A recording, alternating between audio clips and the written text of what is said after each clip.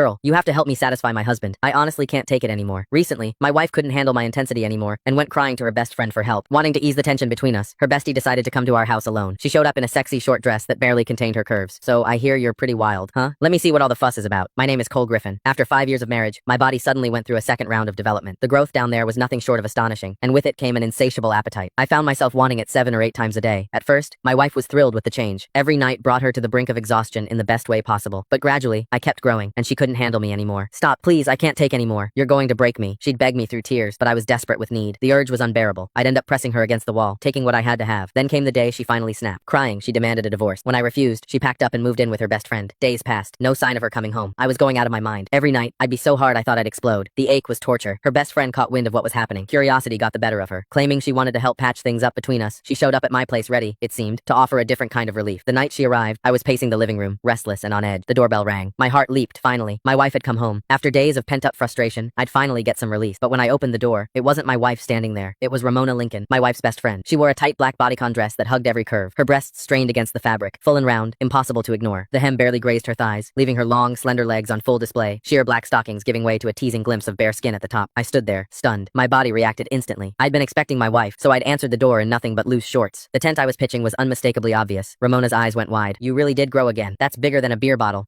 Truth was, Ramona was a woman with unmet needs herself. She was beautiful. Anyone could see that. But she'd married a rich old man. According to my wife, he'd burned through his prime too hard and too fast. Now his body had given out, and he couldn't satisfy her at all. These days, she apparently spent good money on male escorts to fill the void. I motioned her inside. She settled onto the couch, crossing her legs slowly, showing off those red bottom heels, making damn sure I noticed. So what brings you here, Ramona? I asked, grabbing a glass of water and handing it to her. Where's Rachel? She took a sip, then fixed me with a look. You're the reason. You're like a bull on steroids. Rachel's too scared to come home. I'm here to talk some sense into you. You can't keep going at her like that. She's delicate, for God's sake. No woman could handle a brute like you going full force. As she spoke, her chest rose and fell with each word. Those two magnificent breasts moved hypnotically beneath the thin fabric bigger than my wife's, fuller, and I couldn't tear my eyes away. My pulse hammered in my ears. God, I wanted to touch them. I sighed, settling into the chair across from her. It's not that I'm trying to be rough. It's this second development I can't control it. The urge hits me like a freight train. If I don't, at least once a day, the ache is unbearable. Ramona's eyes sparkled with curiosity.